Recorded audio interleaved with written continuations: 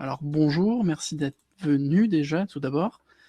Moi je m'appelle Julien, je suis développeur chez Sphere depuis quelques mois maintenant et je viens vous parler de données. Alors en données, d'abord j'aimerais dire que la valeur d'une entreprise dans le numérique, alors qui fait de l'innovation principalement d'usage, hein, non pas de l'innovation technique, quand il y a un produit physique, mais les valeurs des entreprises numériques qui font juste de l'usage, type Uber, Facebook, WhatsApp, etc., leurs valeurs sont intrinsèquement liées à leurs données. Ça peut se voir dans les rachats de startups ou autres qui sont à des prix parfois exorbitants, exubérants. Il y a des choses et du coup, on attache une grande importance à ces données et on attache notamment aussi une grande importance au stockage de ces données. Alors là, je suis pas venu parler rachat de startup, hein, je suis venu parler de stockage. Alors, quand on parle de stockage, on parle souvent dans le cadre de nouvelles fonctionnalités. Donc, on va aller développer, mettons qu'on veuille développer une nouvelle fonctionnalité, on a des user stories, etc. On passe dans tout le process de conception, on essaie de recueillir tous les besoins. Et il y a un moment, on va commencer à réfléchir à propos du schéma de base de données. Alors, je suis un peu moins familier avec j'ai un peu moins manipulé des bases type NoSQL, même si je sais il y a quand même un besoin de faire un peu, d'avoir des choses qui ont plus ou moins la même forme, même s'il n'y a pas de schéma. Mais en tout cas, dans les choses qu'on peut voir, c'est qu'on attache beaucoup d'importance dans les schémas.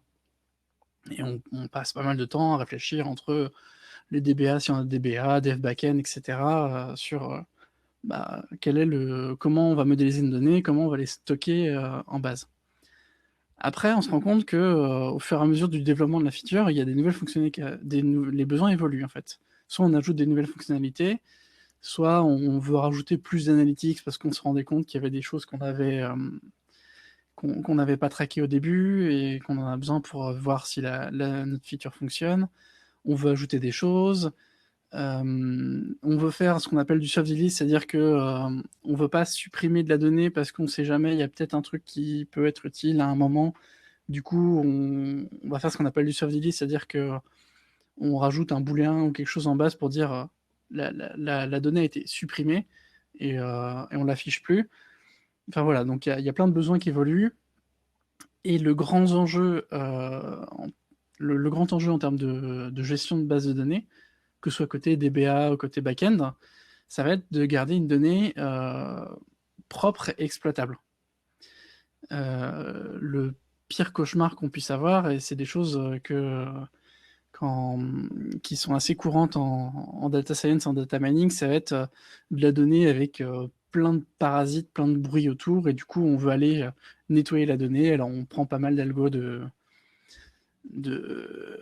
comment dire de data mining pour essayer d'aller récupérer, extraire de la donnée utile, voire même au pire des cas, on doit se palucher le nettoyage de la base à la main, ce qui prend évidemment beaucoup de temps. Alors, notamment sur le côté évolution de besoin, il y a quelque chose qu'on voit aussi souvent, c'est dans les cas où on n'avait pas prévu initialement qu'une certaine partie de notre état soit historisée. Donc là, j'ai un exemple de e-commerce. Là, on a un état du panier. Et on peut se dire on avait notre panier qu'on gérait à un moment, et sauf qu'à un moment, on s'est dit, bon, on a peut-être envie de garder l'historique parce que on a besoin de pouvoir le tracer pour pouvoir faire des historiques de commandes, etc. Et en fait, on n'avait pas pensé au début. Du coup, à partir du moment où on développe, enfin, on modifie la fonctionnalité, et à ce moment-là, on commence à accumuler l'historique.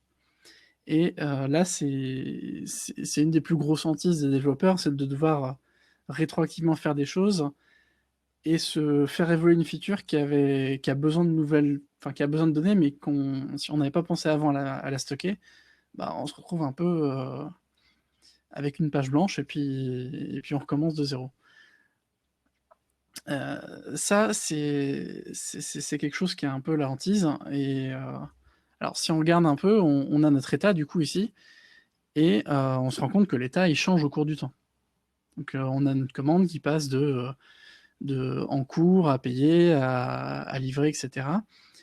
Et en fait, on se dit, bon, cet état, il est variable, hein, il peut changer au cours du temps. L'état du panier, il dépend du temps. Par contre, est-ce qu'il n'y a pas des choses dans cet historique qui ne changent pas? Parce qu'on se rend compte, en fait, qu'il y a pas mal de choses, notamment enfin, dans l'évolution, dans les problèmes d'intégrité de données, qui viennent surtout de la mise à jour ou de la suppression de données. Donc là, si on essaie de déterminer des choses qui sont déterminer des morceaux d'état, il faut changer un peu son point de vue et se rendre compte que si on commence à associer une date, qu'on commence à parler de faits, non plus d'état, on a des choses qui deviennent tout de suite immuables. Si je prends le fait que j'habite à Nantes aujourd'hui, c'est un état. Aujourd'hui, j'habite à Nantes. Si demain, je décide de déménager ou si Nantes décide de changer de nom, demain, j'habiterai plus à Nantes. Et ça, c'est une partie de l'état qui est variable et que j'ai pas envie de. Enfin, j'ai pas envie de le garder. J'ai envie de trouver quelque chose qui soit plus concret et qui ne bouge pas dans le temps. Par contre, si je regarde le fait que j'ai déménagé à Nantes en 2008, ça, c'est un fait qui est estampillé dans le temps et qui ne changera pas. C'est-à-dire que peu importe si je déménage demain, le fait que j'ai déménagé à Nantes en 2008, c'est quelque chose qui ne change pas. Et du coup, c'est quelque chose sur lequel on peut se reposer. Et en poussant le concept encore plus loin, l'event sourcing, au final, on se rend compte que l'état est le résultat d'une succession d'événements. En fait, l'état actuel, il n'est pas important quand on a tout l'historique du passé. Alors, l'event sourcing, on peut l'appliquer un peu partout, hein. On peut l'appliquer, moi je vais commencer par l'appliquer en côté front-end. Alors, côté front-end, on a de l'event sourcing, mais sous un autre nom. Alors, si vous avez peut-être entendu parler du pattern reducer. Donc, le pattern reducer, ça va être quelque chose qui est connu depuis un moment, je pense, mais qui a été pas mal, qui a été plus ou moins réintroduit. Là, je vous mets la vidéo du talk de Dan Abramov en 2015, où il présentait ce qui aura donné les fondations de Redux par la suite. C'est ce concept de pattern reducer de côté front-end. Si on regarde encore plus loin, donc ça c'est quelque chose, là j'ai un exemple en React, on a des équivalences dans d'autres langages, dans d'autres frameworks. Le pattern reducer, c'était quelque chose qui a été promu directement au niveau de la bibliothèque au sein du cœur de React, et il y a des fonctionnalités directement fournies par React pour le faire. Donc le pattern reducer, c'est quoi? On part de notre état initial, et on a une fonction reduce, ou reducer, qui prend en argument l'état courant, l'action qui vient d'arriver, et en fonction de l'action, et aussi de l'état, hein, on peut aussi réagir en fonction de l'état, on renvoie le nouvel état. Donc ça, c'est quelque chose qu'on peut retrouver, et on s'en sert assez ici facilement, directement, sur des choses qui sont directement fournies par React. Cette fonction reducer, elle a beaucoup d'avantages, notamment parce qu'elle est simple à comprendre. Elle isole bien le problème. On a une partie de l'état, on a l'action qui vient d'arriver, donc on gère une seule action à la fois. Si en plus de ça, on vient se pencher sur des langages qui sont plus fortement typés, alors ici, par exemple, à gauche, j'ai du TypeScript, à droite, j'ai du Helm. Donc sur ces langages qui ont ce qu'on appelle des types sum, ici, c'est qu'on puisse définir dans notre type action ou message que c'est soit un incrément, soit un décrément. Après, en TypeScript, on fait des alias du coup d'objets pour définir des types. On retrouve notre état, on a toujours notre reducer. Ici, la fonction Helm s'appelle update, mais c'est globalement la même chose, hein. On a notre événement, notre état, et ça nous renvoie notre nouvel état. L'avantage qu'on a sur ces langages qui sont plus fortement typés, c'est que on maîtrise mieux les événements qui peuvent arriver dans notre reducer. C'est-à-dire que dans notre cas initial en React, j'avais incrément, décrément, mais je peux aussi dire, tiens, je vais définir un type reset, et voilà, et commencer à m'en servir ou commencer à m'en servir à des endroits du code. Là, dans ces langages-là, le fait de dire qu'une action, c'est soit j'incrémente, soit je décrémente, ça fait que si à côté je veux rajouter un truc genre reset, bah, le compilateur va me jeter et va me renvoyer une erreur comme quoi, bah non, désolé, c'est pas une action valide. Donc, une petite parenthèse là sur ces langages typés, c'est que ça me permet de bien localiser les types d'actions, les types d'événements possibles qui peuvent arriver dans notre état, dans notre application, et du coup, c'est quelque chose qui est important. Donc s'il y a quelque chose à retenir au niveau du pattern reducer, c'est globalement une seule fonction qui prend un état courant, qui a un événement qui vient d'arriver, et qui renvoie le nouvel état. Et suite à ça, donc si je reviens au talk de Dan Abramov en 2015, où il introduisait ça, il introduisait aussi le concept de time traveling debugger, donc dans le sens où si je prends mon état initial et que je stocke toute ma suite d'événements qui sont produits depuis le début, eh bien je peux remonter à loisir dans mon flux d'événements. Et là, par exemple, alors là, c'est un langage, c'est un des exemples en Helm. Je crois que ça va être un des exemples limite Hello World en Helm, où c'est le côté, ben voilà, on a un Mario qu'on peut faire sauter, on a des événements qui représentent le passage du temps, et du coup, avec le debugger au milieu, on peut déplacer notre curseur et se balader en fait dans la timeline, et du coup voir à chaque instant quel était l'état de mon front-end, et ça me permet de revenir à certaines étapes pour dire, bah là, qu'est-ce qui se passe si tel événement est jamais arrivé, dans quel état je rentre dans ma UI, etc. Donc ça, c'est des choses qui sont très puissantes en côté front-end, et qui facilitent pas mal de choses, notamment en termes de debug. Alors, on a donc le pattern reducer côté front-end. Maintenant, si on va côté back-end, on trouve aussi ce pattern reducer, mais il y a plus généralement en back-end, on va retrouver des concepts d'event sourcing, notamment dans toutes les bibliothèques d'acteurs, ou plus généralement d'objets qui vont s'envoyer des messages. Parce qu'au final, qu'est-ce que c'est un acteur? Ça va être une entité à un endroit qui peut potentiellement avoir un état et qui échange des messages avec le reste du monde. Bah, si on considère que si on appelle ces messages des événements, on retrouve notre pattern d'event sourcing. On a des événements, alors on peut en émettre, on peut aussi surtout en recevoir, et on met à jour l'état en fonction. Donc là, là, je vous mets un exemple tiré de e-commerce dans une bibliothèque d'acteurs en Scala qui s'appelle ZIO, ou Zio, soit le Zio Actors de mémoire. Donc ici, on va retrouver des choses qui sont un peu similaires. Donc ici, on va avoir notre état. Donc, là, on a un panier, donc avec un contenu et une date qui représente la date à laquelle le panier a été payé. On va retrouver notre fonction ici d'update, où on a notre state, notre event, et on renvoie un nouveau state. Donc on a nos événements ici. Et alors si on regarde plus loin, alors j'abstrais un peu la ligne, là, notamment ici le event source stateful, mais si on regarde ici la fonction receive, donc la fonction qui nous fait recevoir les événements, on a notre state, et on a un truc aussi qui est un peu différent au message qui s'appelle une commande. Et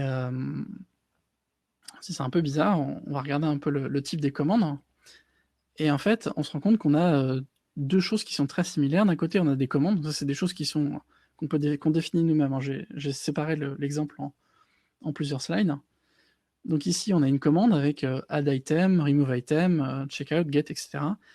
Et ensuite, j'ai des events avec item added, item removed, et etc. etc. Donc j'ai deux choses différentes. J'ai d'un côté des commandes et de l'autre côté des événements. Et du coup, quand je vais un peu plus loin dans mes fonctions qui traitent mes commandes, là, c'est la sous-fonction qui va traiter la mise à jour du panier, ou en tout cas la gestion des commandes pour un panier qui n'a pas encore été payé.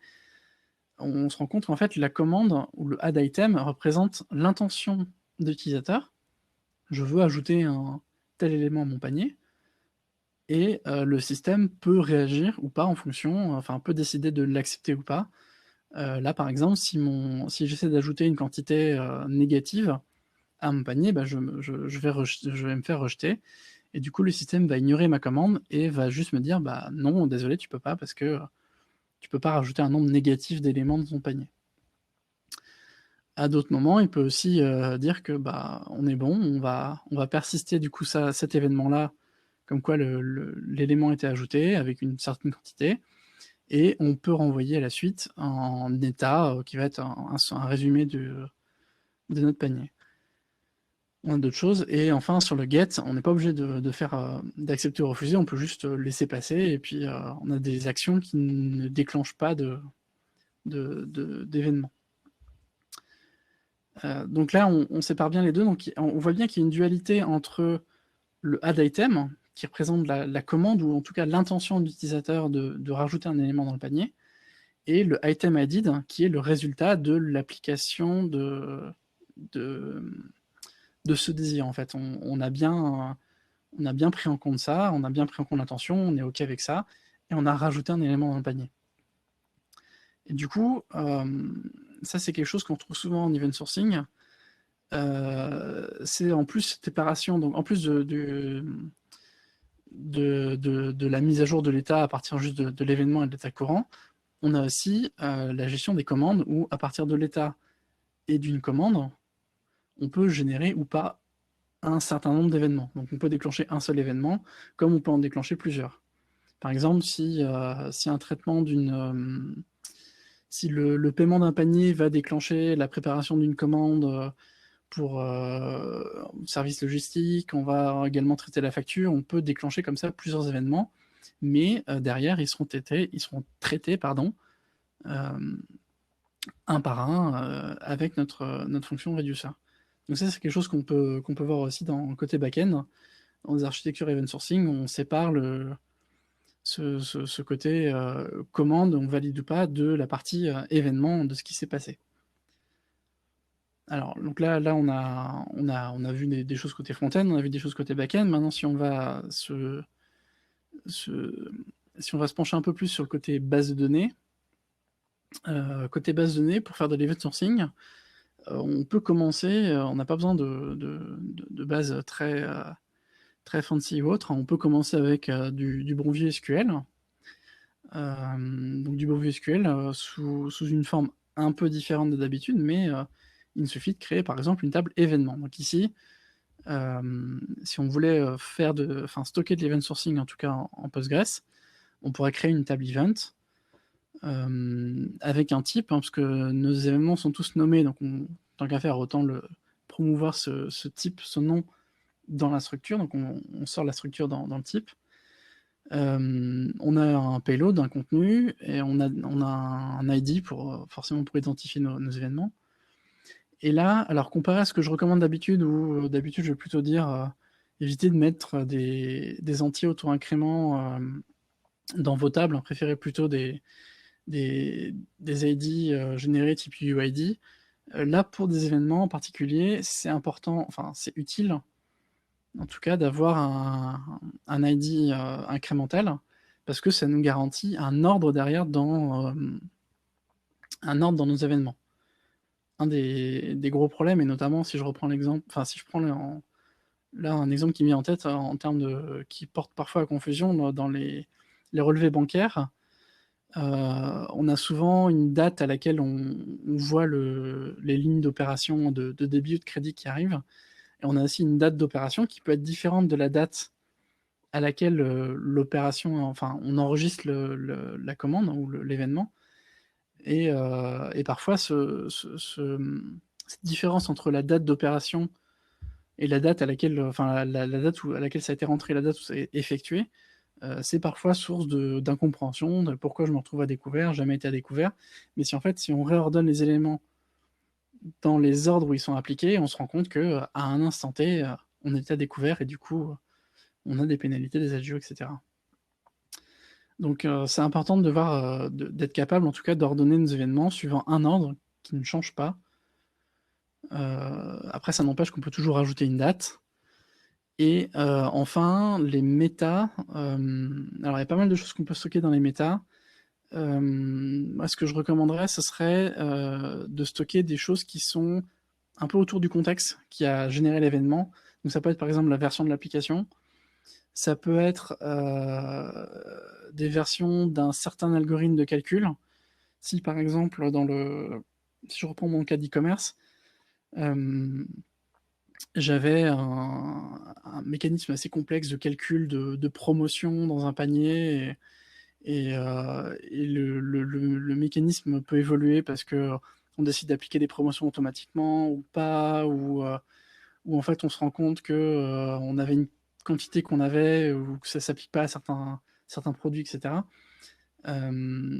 Ça, c'est des choses on a envie peut-être de garder et de se dire bon bah moi mon algo de calcul de promotion c'est la version 35 et du coup je rentre que c'est la version 35 qui a contribué à la génération de cet événement.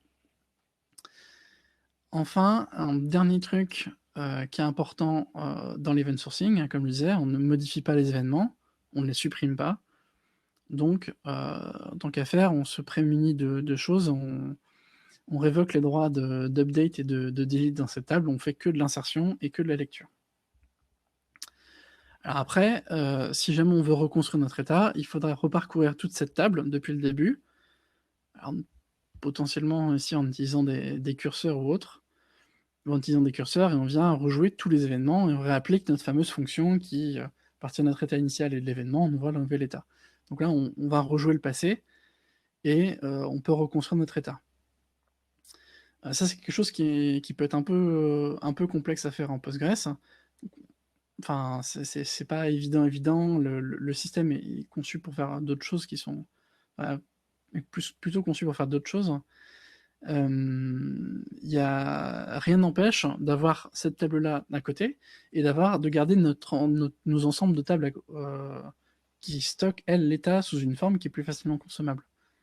Ce qui est important, c'est que notre table d'événements, ce soit notre source de vérité et que le reste de la base soit des choses qui peuvent être éventuellement droppées et qu'on puisse tout reconstruire à partir de nos événements.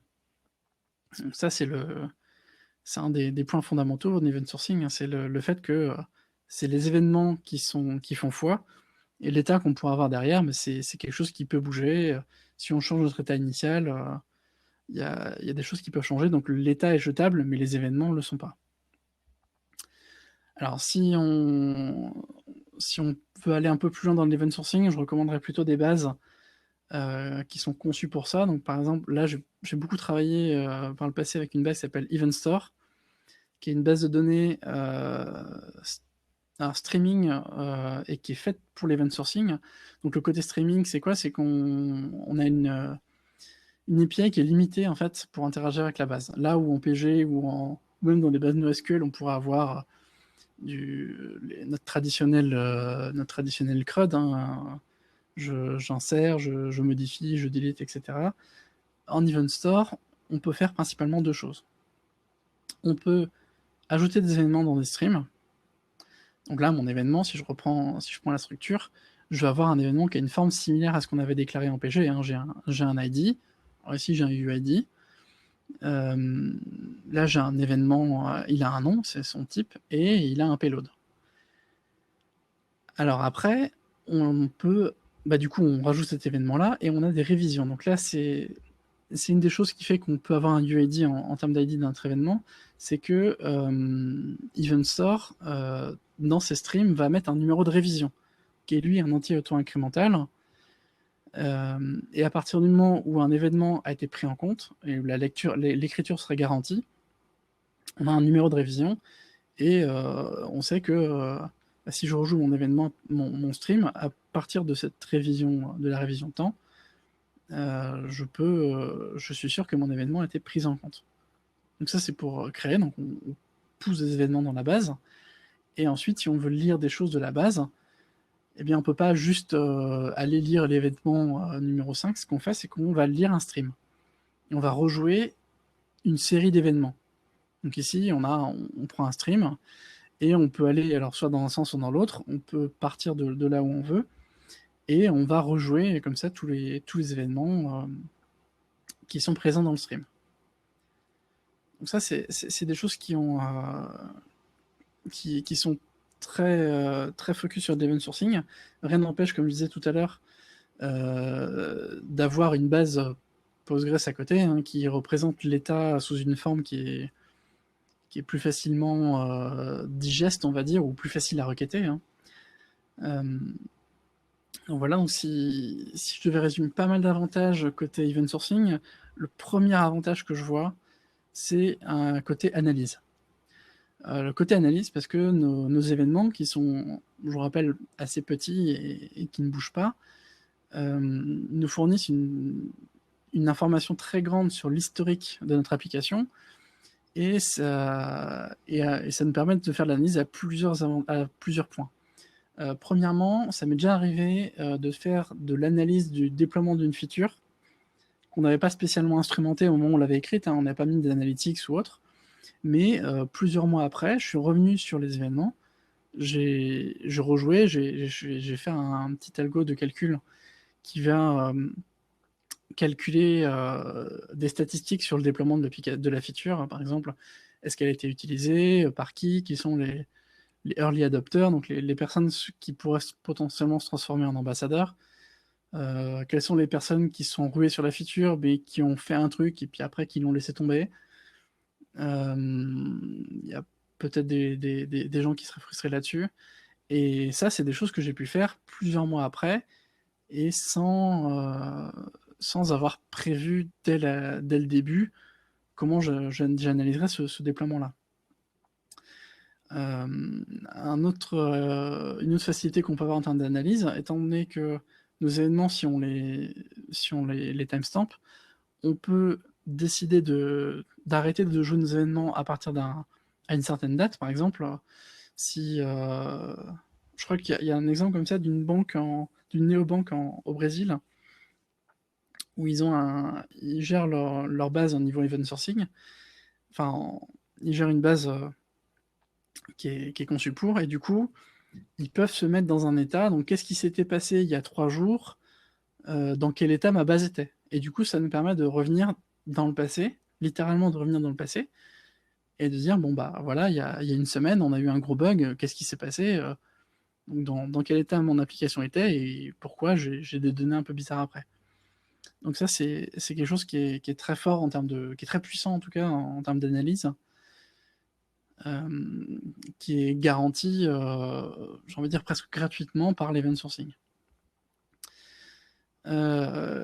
Si on reprend nos principes d'événements, nos systèmes d'acteurs en back-end, on se rend compte que un événement, c'est quelque chose qui est petit, et du coup, ça peut se distribuer facilement. Donc si on prend un message broker type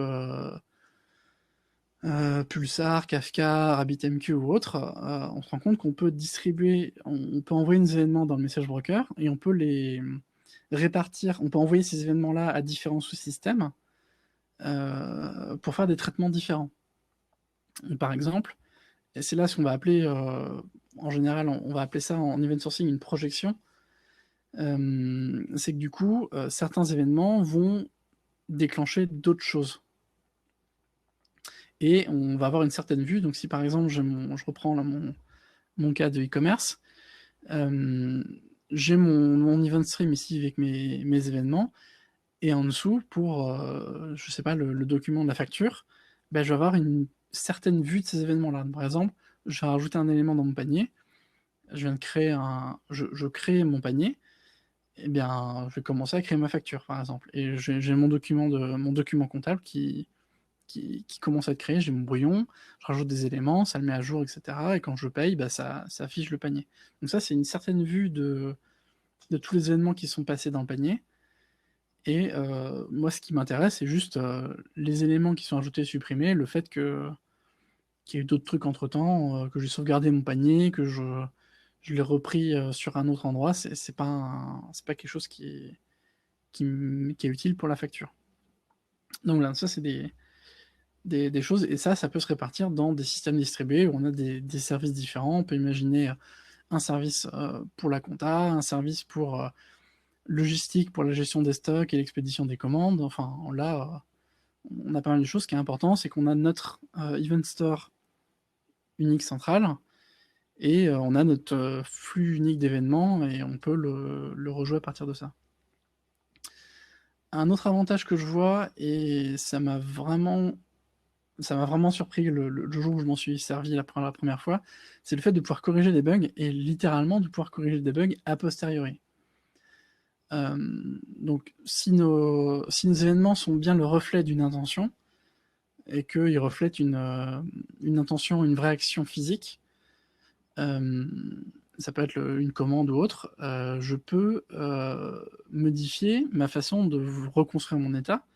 Si je change ma fonction reduce et que je réintègre d'autres choses, je peux aboutir à un état différent. Et si mon état que j'avais avant de faire ma correction, bah, il y avait une incohérence parce que par exemple on n'avait pas pris en compte la TVA dans notre édition de facture, bah, je peux revenir après et corriger a posteriori en disant bah non, en fait je viens intégrer la correction de la facture, de la TVA. Là-dessus, il y a un article que j'avais vu il y a quelques années par Philippe Mayer sur un service qui maintenait, je sais pas s'il le maintient encore, un service qui s'appelle LScore, qui était une plateforme pour recenser les pannes d'ascenseurs en Allemagne. Ça permet pas mal de choses, notamment en termes d'accessibilité. Si jamais on est en fauteuil et qu'on veut déménager dans un appart avec ascenseur et qu'on se rend compte que l'ascenseur est notoirement connu pour tomber en panne tous les 4 matins, on va peut-être pas choisir de se déplacer là. Donc cette plateforme-là, elle sert vraiment à traquer toutes les pannes et pouvoir du coup noter des scores sur les ascenseurs. Donc pour ça, il agrège pas mal de sources de données. Une de ces sources de données, c'est les API de la Deutsche Bahn, qui gère pas mal d'ascenseurs. Et il s'est rendu compte, en fait, a posteriori, qu'il y avait des choses qui étaient un peu bizarres dans l'API de la Deutsche Bahn. Notamment l'API, quand on requête cette API, on requête son état. C'est-à-dire que, bah, à tel instant, c'est quoi l'état des ascenseurs? On va dire qu'il y a tel ascenseur qui est en réparation, tel ascenseur qui est en train d'être corrigé, etc., etc. Et il s'est rendu compte que dans certains cas, l'API elle-même avait des problèmes. En tout cas, le SI de la Deutsche Bahn avait des problèmes, et du coup, l'API ne remontait pas le bon état.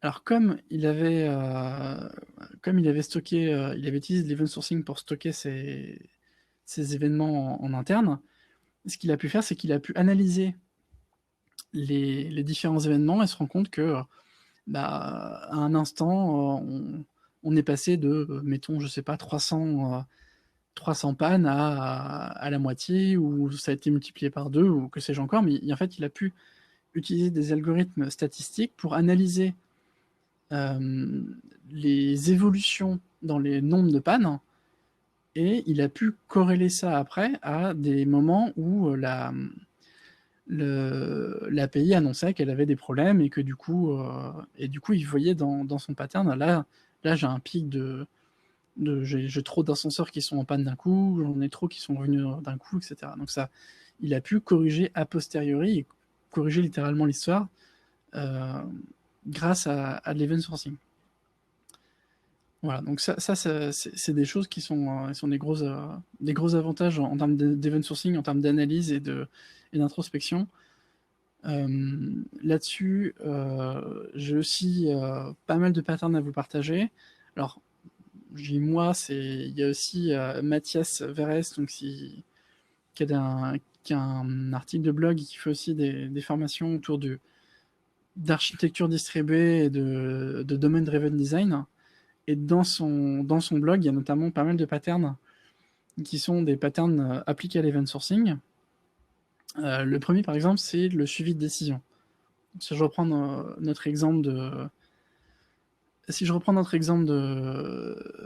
d'e-commerce de tout à l'heure, on avait la génération d'une facture et on pouvait modifier ou pas notre algorithme de calcul de promotion pour impacter potentiellement les paniers.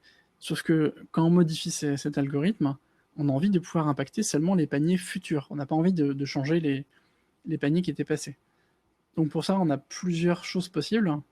On peut tout d'abord, comme je disais tout à l'heure, stocker dans la méta, dans les métadonnées, la version de l'algorithme, ce qui nous permet de dire quelle version de l'algorithme on va utiliser pour recalculer a posteriori si on redémarre, qu'on rejoue l'historique, de retomber sur la même chose.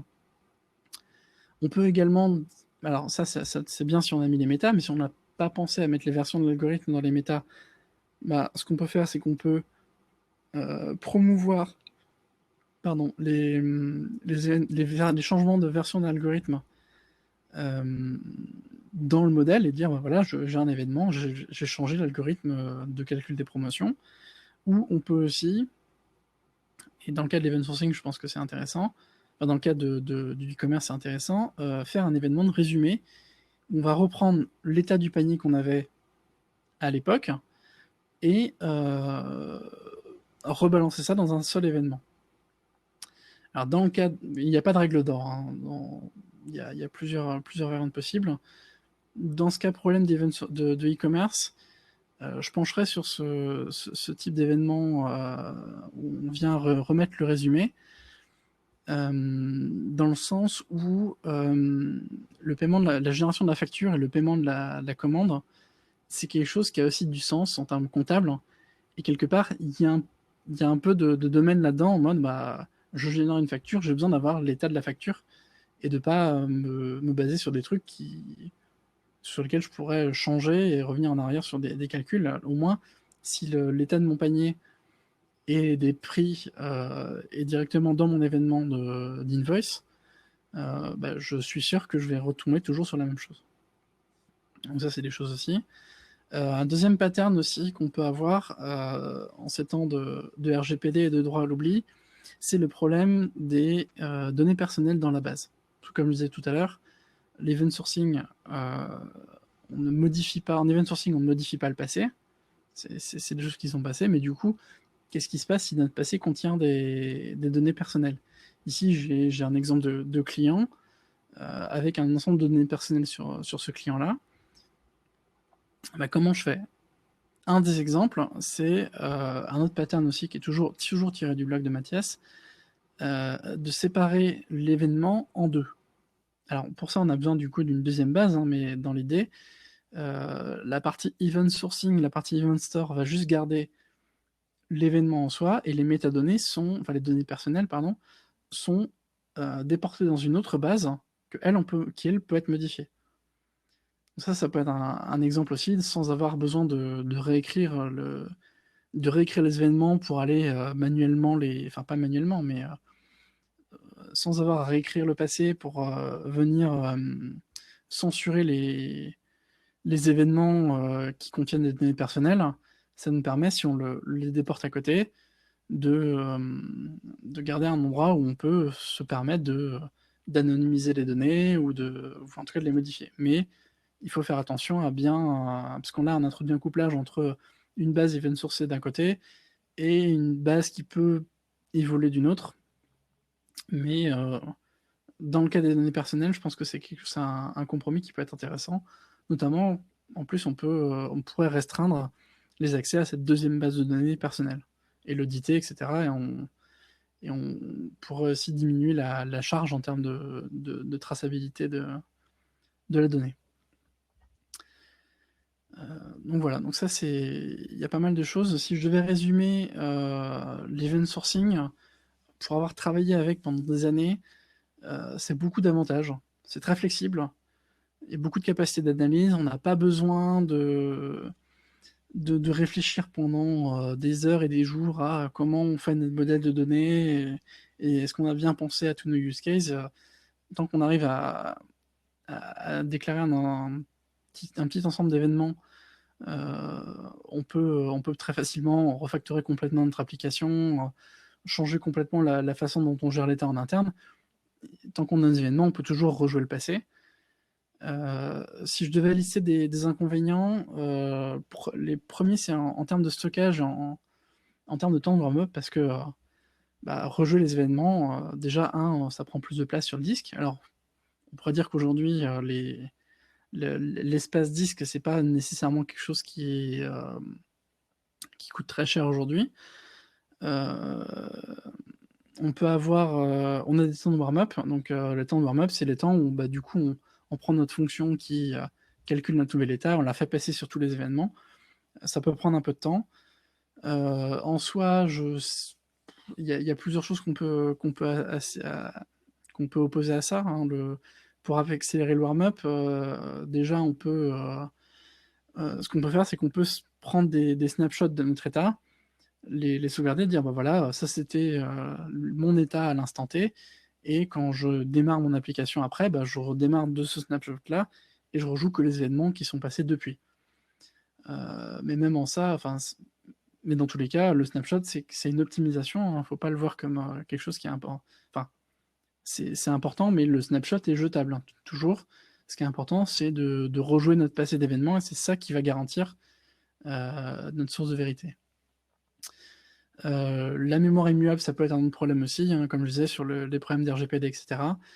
Et sinon, un des gros inconvénients, enfin, en termes de si on veut intégrer de l'event sourcing dans son architecture, bah, c'est de repenser son architecture d'une façon où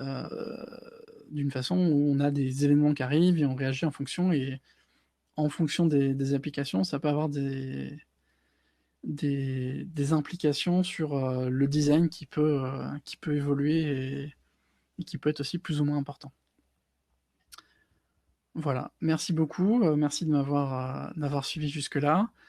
Là, je vous remets quelques liens donc de choses que j'ai déjà présentées avant, hein, Event Store, le blog de Mathias, l'article de blog de Philippe Mayer qui est quelque chose que j'aime toujours à relire. Voilà, n'hésitez pas, si jamais vous avez des questions, je pense qu'on a un peu de temps pour y répondre et voilà, donc si jamais vous voulez regarder le blog de Mathias, c'est quelque chose aussi sur lequel je reviens, assez régulièrement, de temps en temps pour voir un peu les différents patterns, me ressourcer, et de voir un peu, comment je peux enfin, des cas qui font, dans quel cas je peux appliquer, tel ou tel pattern.